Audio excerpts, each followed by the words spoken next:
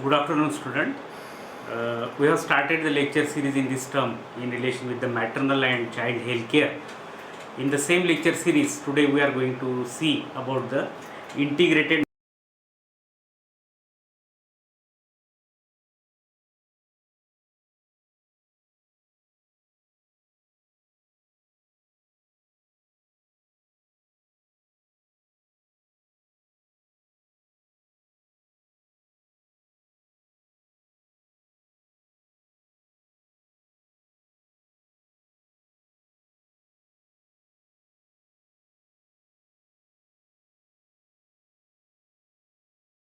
has been started in the age group. The main focus age group for this particular strategy is, remember, it is the 0 to 5 years of the age children. They are main taken into consideration when we are talking about the IMNCI. So why this particular age group that has been given importance as far as the IMNCI strategy is concerned? One thing we have to understand that almost 50% of the deaths that occur during the first 5 years of the life. Now, after knowing this, again, most important thing is the of these 50% deaths, they occur during the first year of the life. And here we can understand again what is the importance of these particular less than 5-year children, their health problem. And of these 50% death that occurs in infant age group, more than 50% of the death that occur in the neonatal period of the life. So keeping all this background in the mind, WHO has given the importance of these less than 5 years age group. There are certain common illnesses that are there. Which are these common illnesses? That are also we are going to see in this particular lecture. So to start with, first we will see the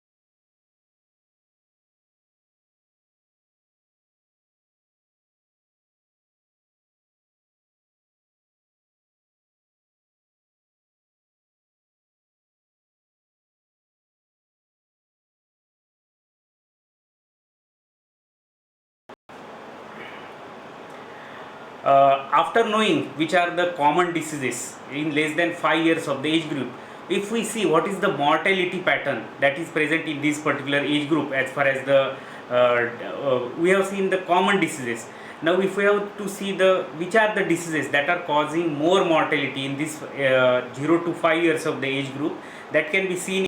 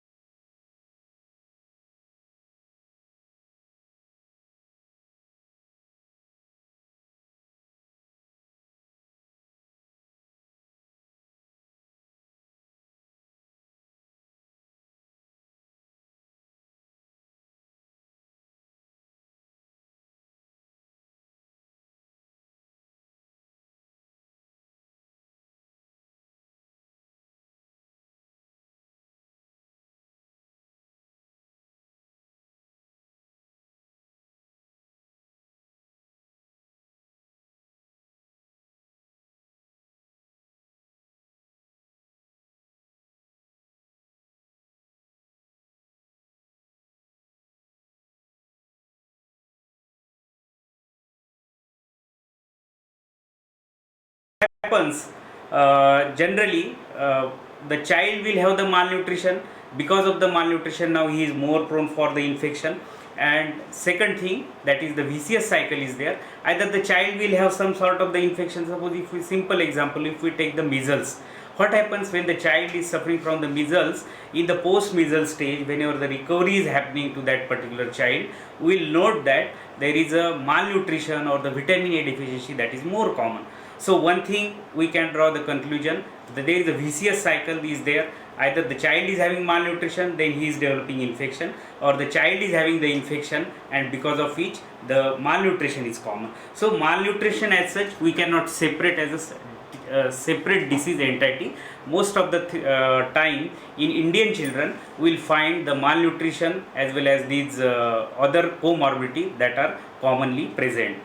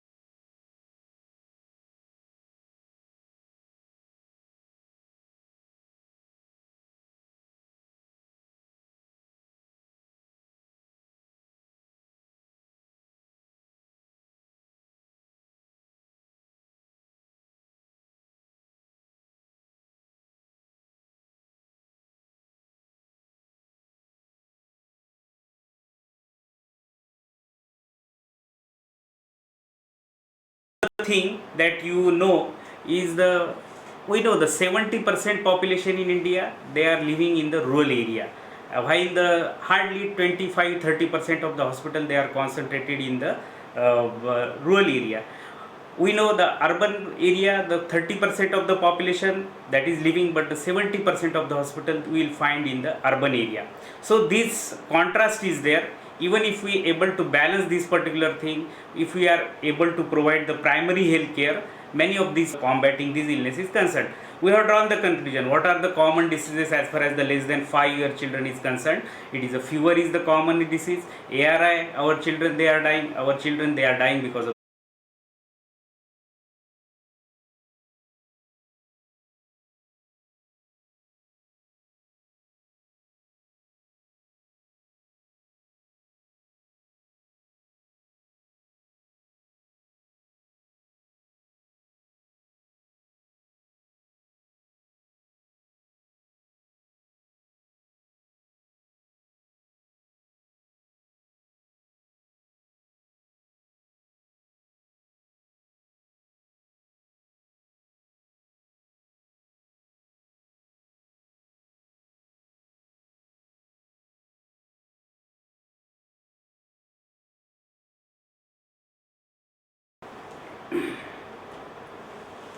now. After looking at all this background, how this IMNCI that has evolved, which are the common problems in this particular age group, we have to look for the what is the objective as far as this IMNCI program is concerned.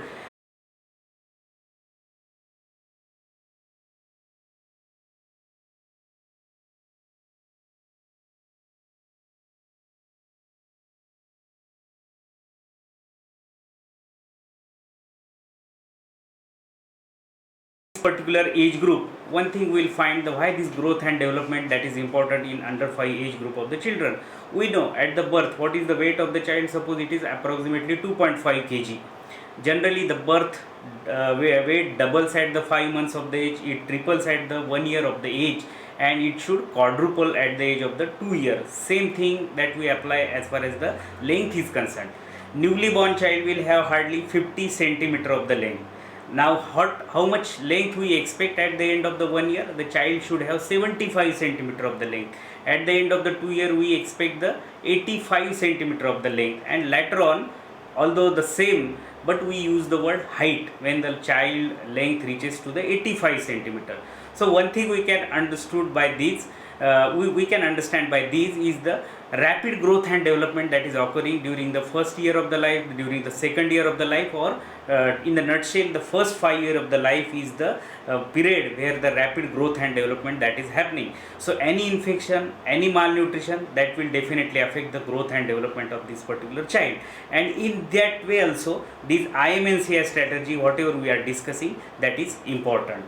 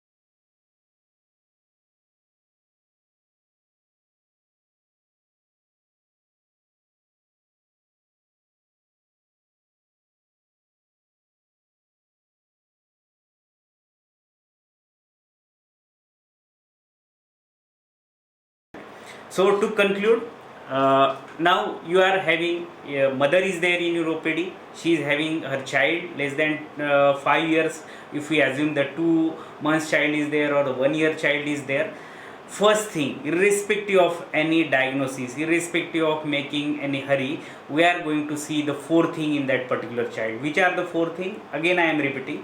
See whether the child is lethargic or unconscious, whether the child is having the convulsions. Most common in this particular age group is the febrile convulsion in less than 5 year of the child.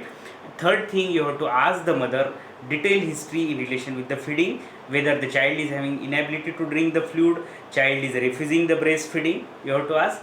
And fourth thing you are going to ask to the mother is the about the vomiting. So without knowing, without doing the examination for these danger signals, we should not proceed for the whatever the points or the whatever the history or whatever the clinical examination that we are going to do. So the basic principle, if you have to understand the IMNCI, the first thing that you are going to assess in the less than 5 year of the child is that you are going to look for the danger signals. Whether that danger signals is there, that will immediately be the red flag, that will immediately classify the illness or the disease of that child into the certain severe as a severe condition, and in this condition child may require the hospital referral, child may require the hospital admission. That we will see in the next.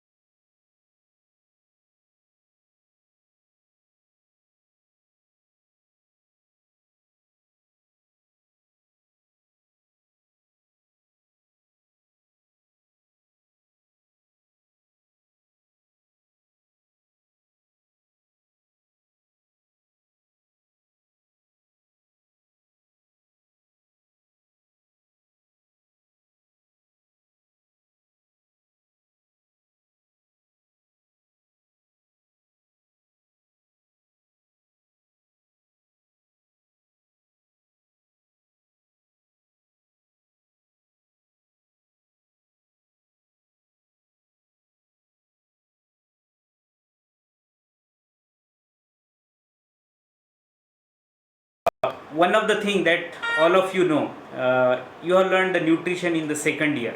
There are 6 7 methods are there, 7 methods are there as far as the nutritional assessment is concerned. Now we are taking the case in the ward, we may have the limited period of the time, but still there are some methods of the assessment of the nutritional status here we can use.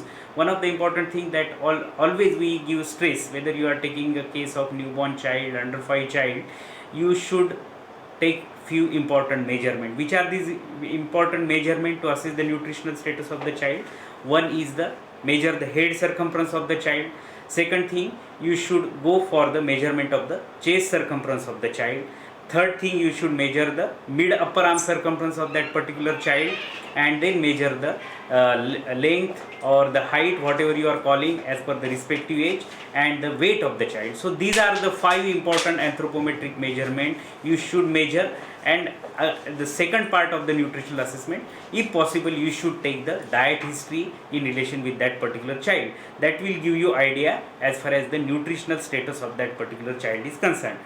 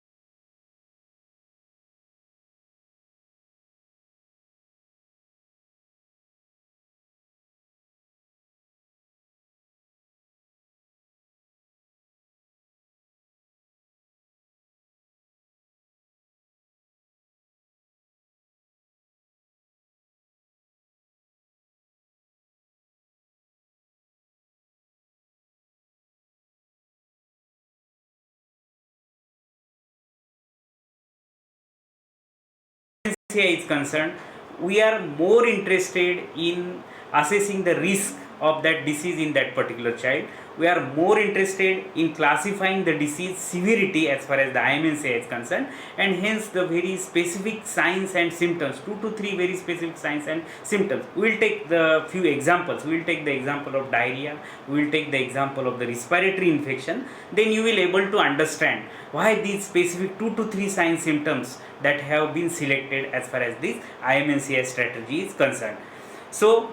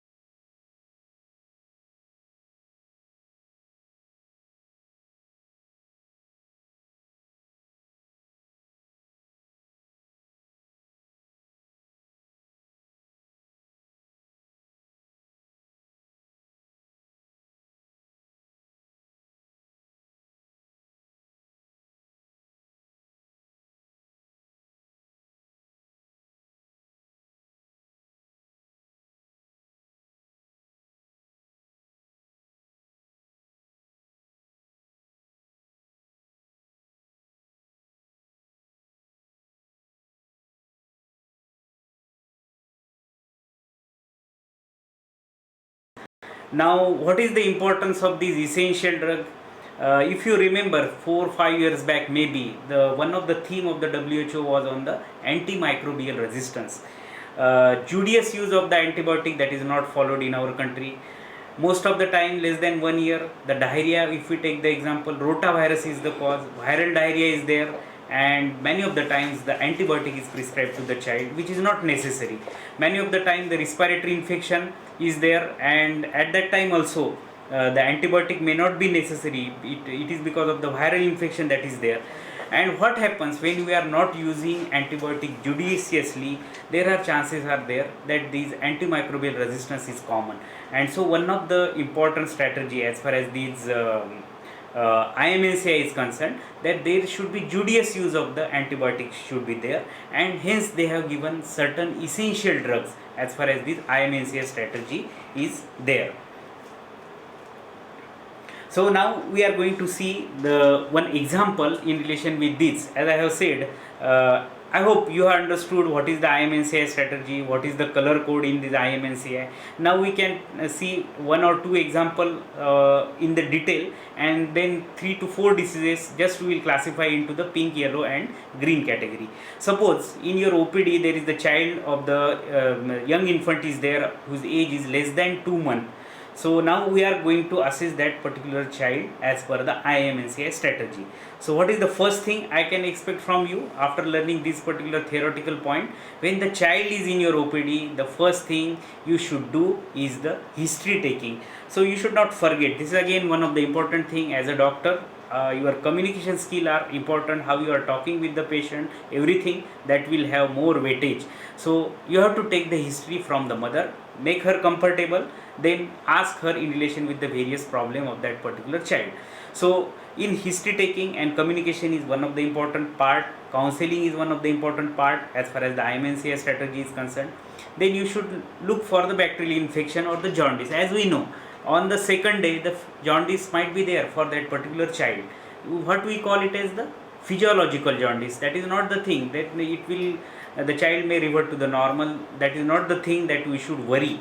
So we have to look for the bacterial infection or the jaundice. But if these jaundice extend beyond the second days, when it will not be the physiological jaundice, we will have to give the treatment accordingly. Then we are going to check for the diarrhea, check for the feeding problem. Already all these points we have discussed in basics of the IMNCI. We are asking the immunization status of that particular child, and then whether any other problem is there apart from this, that we are going to assess. Now after history taking, you should go for the clinical examination of that particular child. What we expect in the clinical examination? Already the basic principles of the clinical examination we have learned since our second year posting in the medicine department or surgery department, various department. So we are going to assess the general condition of that particular child. Now in relation with the diarrhea, as I have said, in this IMNCI strategy, they have given the stress on the very specific signs and symptoms only. So for the diarrhea there might be 10-15 signs and symptoms might be there. But what is done in IMNCI? They have selected only 3 to 4 specific signs and symptoms. And one of the specific signs and symptoms that has been selected by this IMNCI strategy, first you have to look for the eyes. And if the sunken eyes is there, that definitely indicate the child is having the severe dehydration. Second thing, what you are going to see in this particular child, when we are offering the drink to the child, if child is unable to drink, that indicates the severe dehydration. Child is drinking poorly, so here there might be some dehydration the child might be having.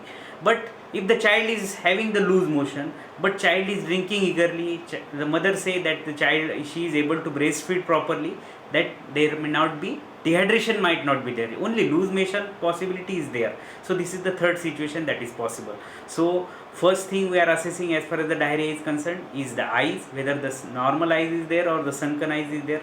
Second thing, how the child is drinking poorly, eagerly, or not able to drink. This is the second thing we are going to assess as far as the diarrhea in that particular child is concerned. And the third test, for which I will also show you some photograph, how to do this skin pinch test, and that is most important thing as far as the assessment of the dehydration in that particular child is there.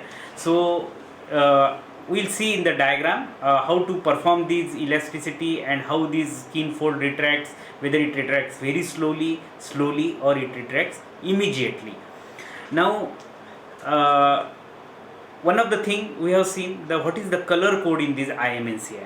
Now actually we are going to classify the disease as per this color code. When I say the pink color code denotes the severe condition, and here the child may require the admission. Now here we will take the example of the diarrhea.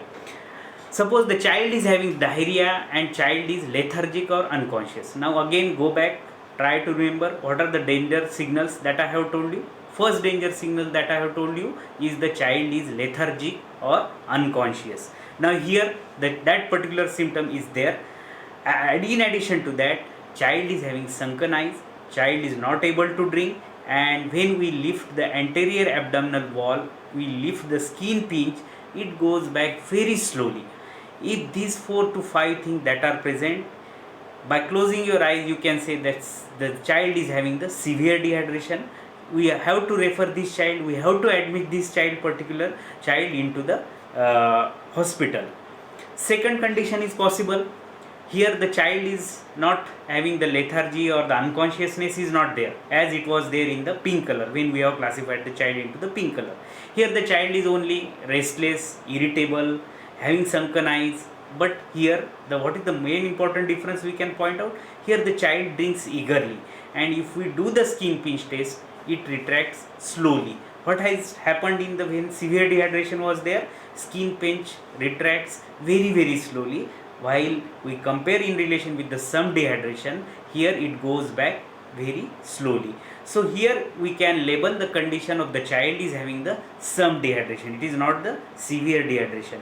In this condition, can we say now child is not in need of the hospital admission?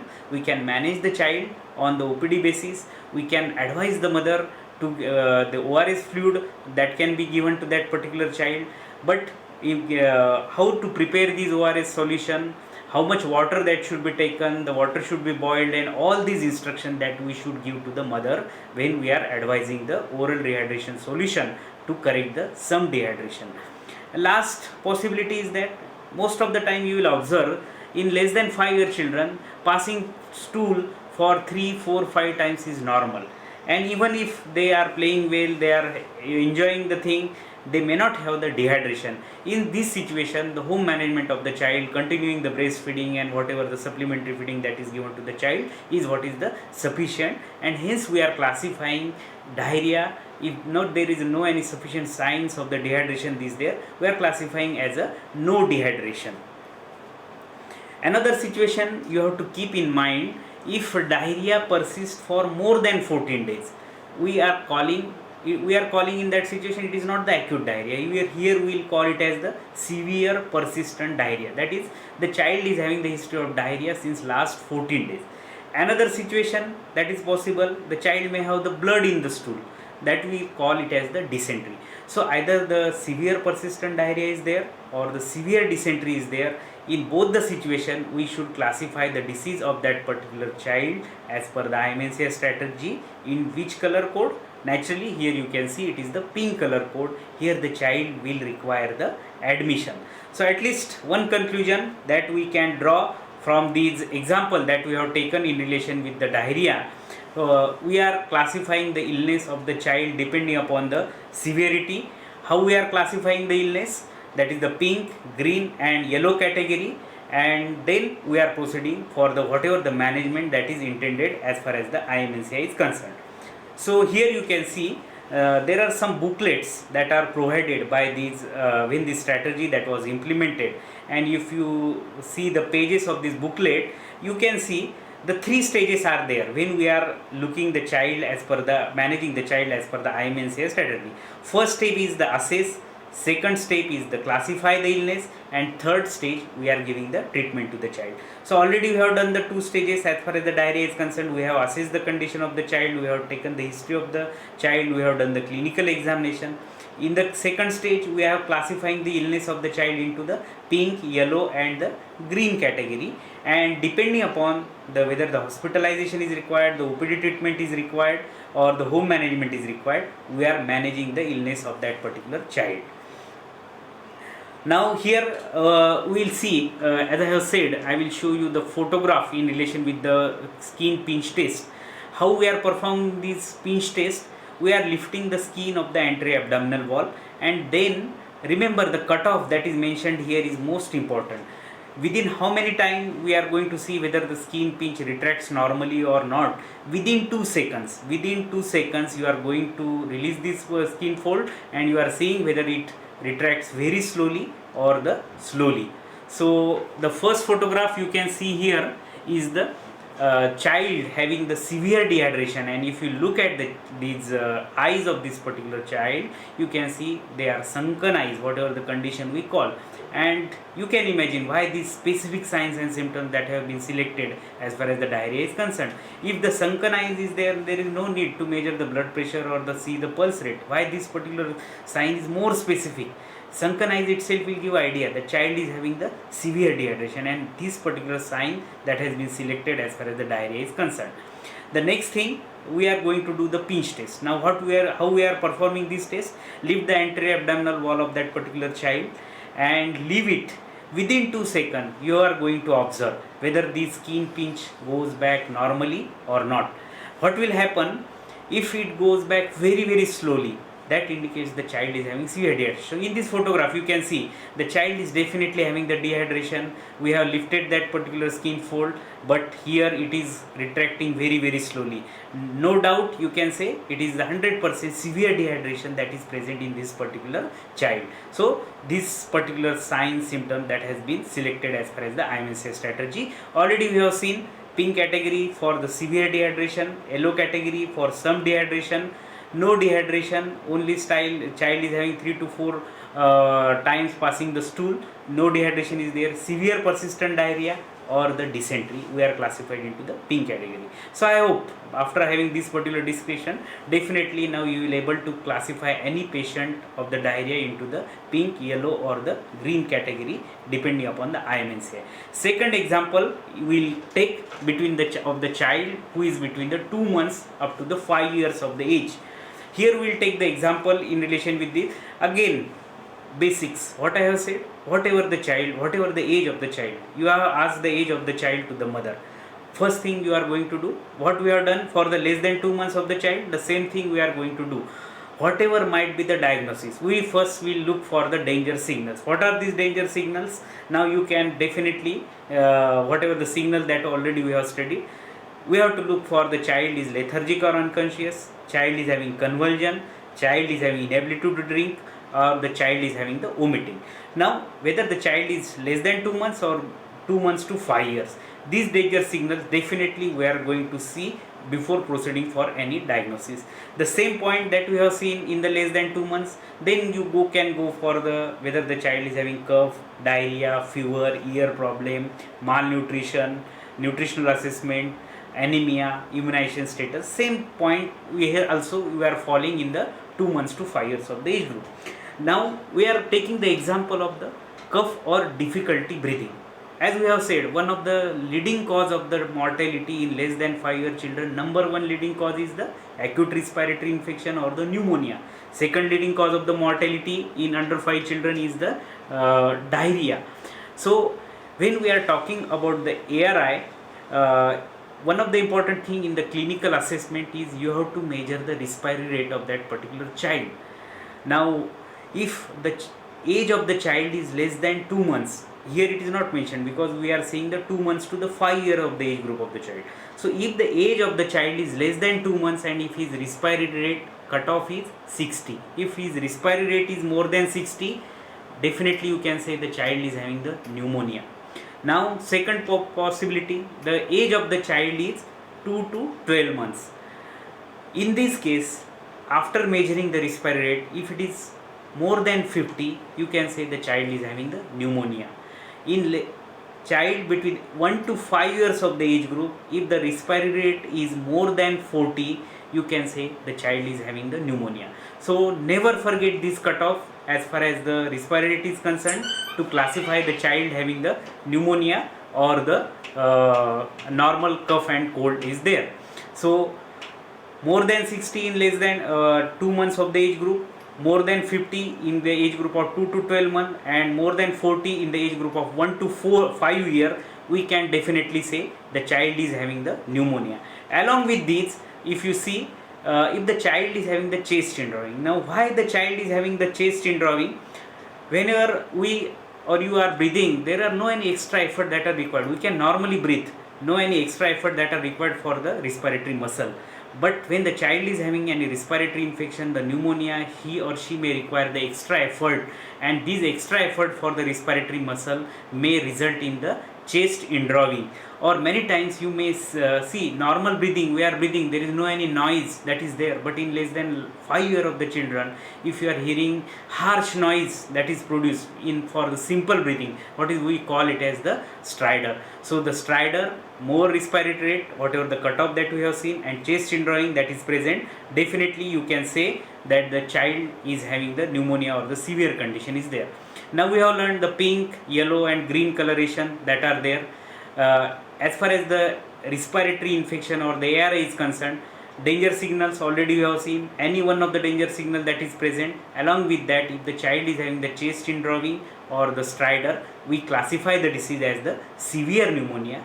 Only fast breathing is there, no chest indrawing, no stridor that is there, we will classify the disease as the pneumonia. And many times 70 to 80% of the patient in the OPD, they will have just cough and cold, it may not be pneumonia, the respiratory is normal. So I think we have taken the second example, how to classify the disease as per the IMNCI strategy. As far as the fever is concerned, that is again one of the common condition that we are going to note in the OPD. Whenever we are seeing the child having fever, look whether there is any bulging fontanelle is there, the stiff neck is there, or the runny nose is there. Why this bulging fontanelle or the stiff neck indicates? It indicates the child might be having the meningitis or severe condition, and definitely that will require the hospitalization. There are chances the child may have the rash, red eyes, mouth ulcer, pus draining from the eyes, or the clouding of the cornea. These are the signs related to the measles. We will also have to give the attention. Now if the fever case is there, any danger signal that we have listed in this particular lecture, along with that any stiffness of the neck or the bulging of the fontanelle is there, it indicates very severe disease.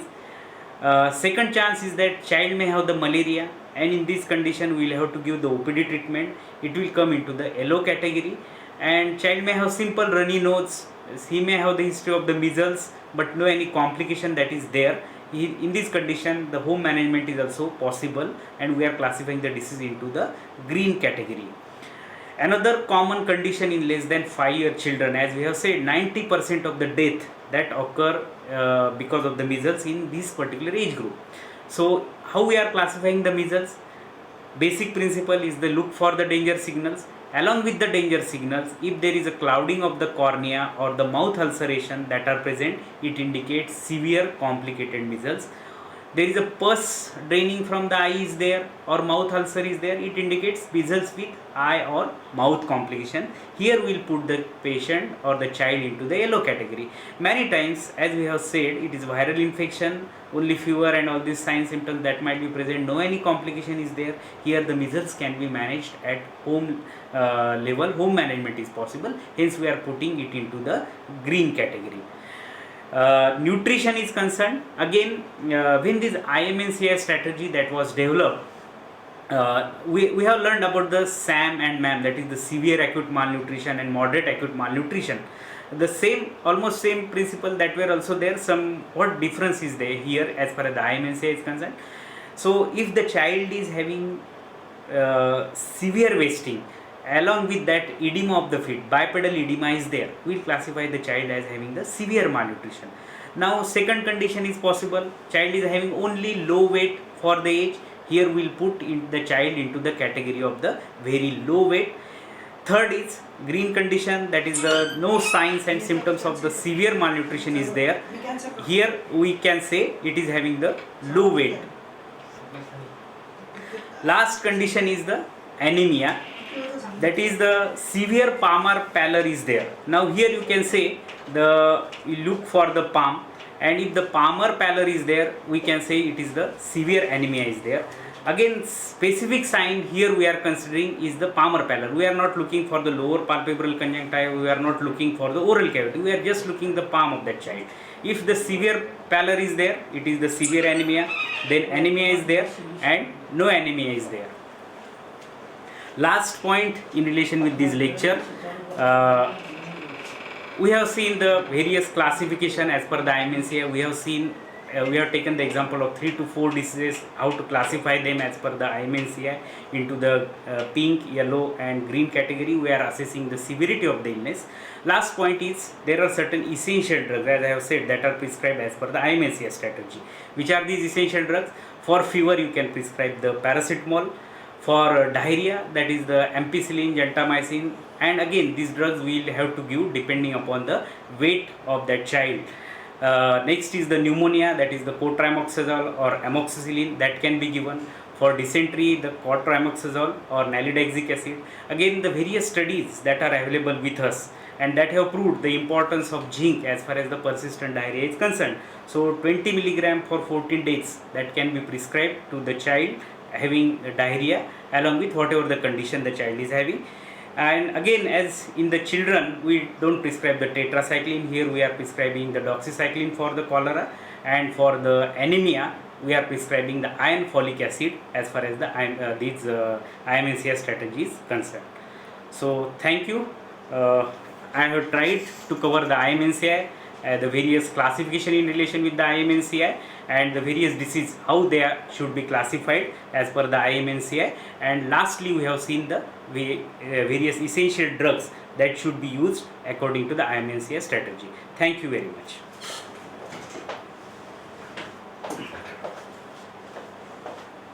दोन ते तीन 10 मिनिटं माझं उशीर असेल गेले तर sir माझं संवाद